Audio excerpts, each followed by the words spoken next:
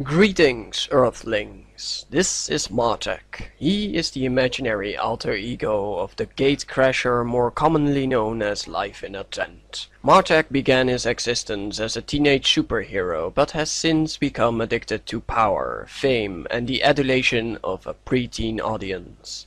Sadly, Martek's addictions have led to the unprecedented corruption, the mass exploitation of slaves, and bouts of explosive tough guy rage. Many have challenged Martek, but none so far have managed to topple the crooked crusader despite his many Achilles heels. Say hello to Mr. Martek, LifeInATent, a guy who prefers to erase his entire track record that links the two names. To put the connection into perspective for the public eye to see, all that is required is a demonstration of his own videos. They look the same, don't they?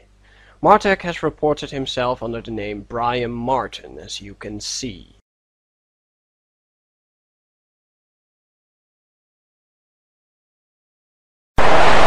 Not so long ago, the AOD encountered Brian's hostile responses, and he has ever since threatened allies of ours. Most of us have noticed a certain pattern in LifeInATent's way of responding on videos that expose him for what he has been doing in the past and lately. And he seems to be allergic to people who bust him on his work methods in the area of abuse. LifeInATent decided to bother users like V for Factor 2100 and had a long back and forth PM exchange with Dangerously Talented, who recorded his private message inbox, as you can see. In one of the messages he wrote to Dangerously Talented, he says that you can infect what others perceive as cheat the system. In this video, LifeInATent will be exposed for scam, fraud, possible steroid abuse, and the abuse of YouTube partnership. So allow me to take you to the abyss of scam world. Mr. Martek is an intriguing person. Trailer park trash to some, superheroes to others, namely himself. His business endeavors reach as far back as 2006, when he set out to become billionaire CEO of two successful companies. He reached this goal in a record amount of time, roughly the length of time needed to write an online profile. He then proceeded to build a cash-gifting pyramid scheme empire and his own bank offering for purchase the mysterious X card.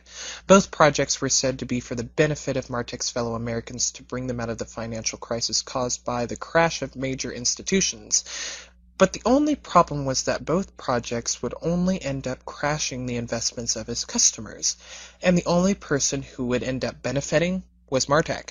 All of this has been reported on Scam.com and heavily discussed, critically examined by skeptics, and still being strongly defended by Martek. Though it is rather strange that his twin brother Kevin revealed their history of FBI visits, while he himself did everything in his power to deny it on the forums of this website. Fun fact is that he's still defending the topic of cash gifting as he continues to scream that it is not a scam. How strange indeed. According to the Federal Trade Commission and the Attorney General of California, cash gifting is an illegal scam when it is operated as an organized program. An organized program like, for instance, any of LifeInATent's many online creations: Mr. Cash Gift, Cash Gift University, Cash Gifting Twins, Getting Cash Online, Dangerous Cash Gifting, and many others. In a quest to transform himself into his superhero character and make up for years of being beat up as a skinny kid, Martek embraced steroids. Thrilled with the effects of the steroids, Martek learned to overcome his fear of needles and began self-administering his steroid injections. He advanced to dispensing do-it-yourself advice to other steroid enthusiasts on the message board, including step-by-step graphic descriptions and self-injection techniques, complete with photos of himself with his face all blurred out.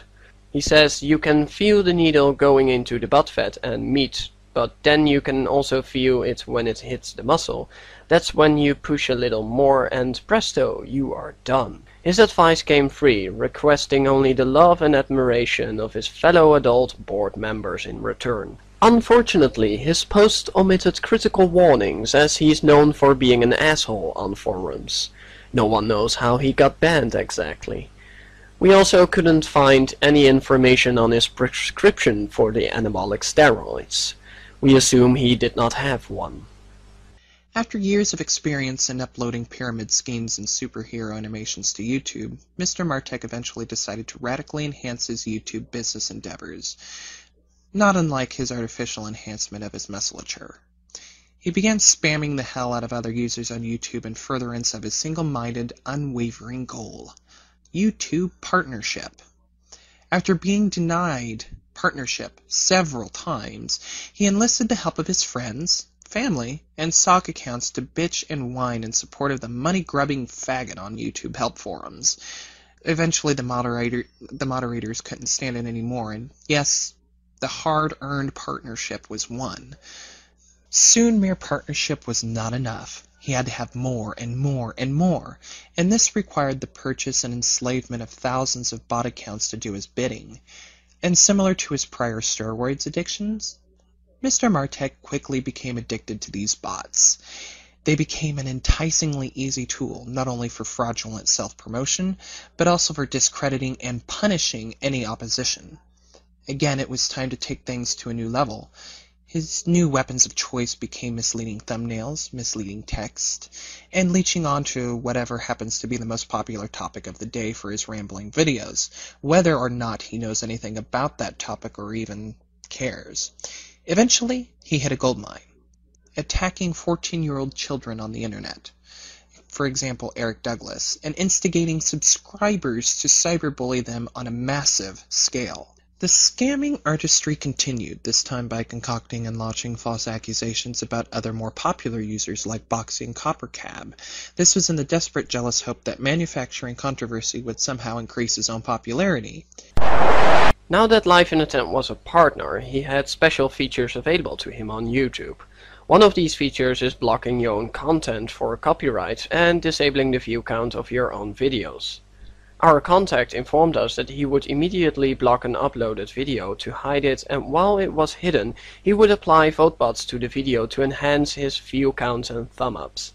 When the enhancement is finished, he makes the video public, with a significant head start on views and thumb-ups. This process takes time, so one of the telltale marks is that when the video finally appears to the public, the timestamp shows it as being half an hour old or more.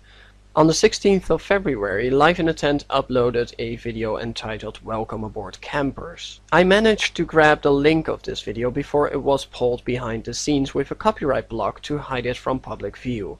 Because of this, both I and our contact were able to record LifeInATent getting caught in what he calls a YouTube glitch. We monitored the activity on LifeInATent's hidden video for the first 38 minutes it was online. During that time, we observed a thumb-up rating behavior on the video. These thumb-ups simply shouldn't have happened to a video that was blocked to the public. It exceeded 100 ratings, and when it stopped, the video was still blocked. After a while, LifeInATent for some reason chose to remove it instead and re-upload the same video.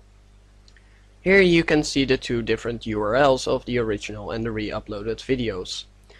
YouTube began server maintenance shortly after the second video was uploaded. During such maintenance, view counts and adding ratings are often disabled. This may have been the glitch that LifeInATent was referring to. The video was left with a low rating count, at least a low rating count by LifeInATent standards. This created a problem for LifeInATent since the re-uploaded video would have a significantly lower vote count and would look suspicious to YouTube monitors. To camouflage the low rating count, LifeInATent disabled the ratings on the video and commented on the video to inform his campers about the glitch. 3 days later, on the 19th of February, LifeInATent announced that his Ask Liat video would go live in the next hour. Again, our contact and I waited for the link to appear before being copyright blocked. Unfortunately, we missed that moment, but when the video finally appeared, it had already been uploaded for 47 minutes, according to the timestamp. When it appeared to the public, it had a head start of 143 thumb-ups. If you are interested in seeing the entire raw recordings, there are links in the down bar. My contact recorded it too, and he managed to record the moment the video had 1375 views and 709 thumb-ups. That's over 50% of the viewers giving it thumb ups.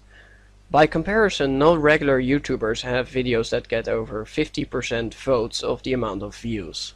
For example, on most of Thunderfoot's videos, only a mere 4% bother to give it a rating, and Coughlin616 and The Amazing Atheist get a relative rating less than 10% of the view count. Interestingly enough, I've been informed about the location of LifeInATent's VoteBot network, and they all have a very intriguing route of a connection. What's more interesting is when LifeInATent noticed that people were starting to be aware of his VoteBot abuse, and we noticed that one of his most interesting forum posts got removed by the owner of the topic. Fortunately, we noticed this and managed to record it using the cache of Google. The link is down below, so if you can video capture it before the cache changes, you would be a great service in support of evidence. Brian has registered his account under the name Martech. In addition, you can find a post of Martech on the forum of the beta version. Again, a link of this is below. Indeed, I have found the truth of all the claims, as well as making an archive of recordings and video captures that review a VoteBot abuse. LifeInATent is a channel with almost 70,000 subscribers and with some videos containing a view count less than 6,000. Coughlin616 has a subscriber base of 17,000 at least, and an average view count of around the 10,000.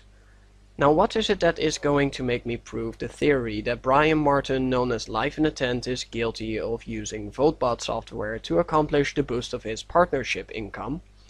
It all returns to Martech, who originally started this business he calls Cheat the System.